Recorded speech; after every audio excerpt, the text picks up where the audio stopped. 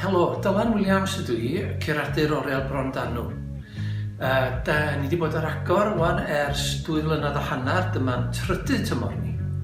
Da ni'n dechrau yn y llyfrgell fan hyn efo arddangosfa o fapia, mapia sy'n Gaernarfon a Sir Feirionydd.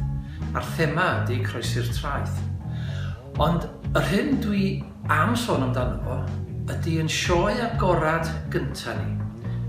Am bod ni wedi bod dan adain Helfa Gelf am 2 flynedd, eleni mi ydyn ni'n cael sioe agorad i ni'n hunan.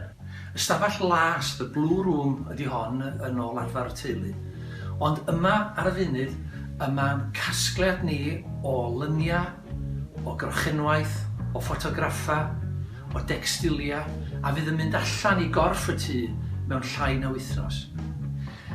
Mi nath dros 70 o artistiaid gynnig am le yn yr arddangosfa yma. Yn anffodus, nid oherwydd safon, ond oherwydd amrywiaeth, rhyw 60 o artistiaid sydd wedi cael dangos.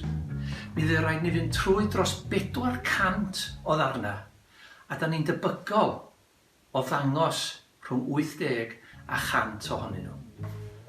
A mae'r sioe yn mynd i fyny, sioe agorad yn mynd i fyny, ar y 15fed o Fedi. A mi fydd yn rhedeg tan 3 o Dachwedd. Rhaid chi gofio bod ni ar gau bob dydd Llun a bob dydd Mawrth, ac eithrio dydd Llun Gwyl Banc. Felly mae croeso chi ymweld â ni rhwng 9:10 a 4 y prynawn. Gobeithio dewch chi a mwynhau.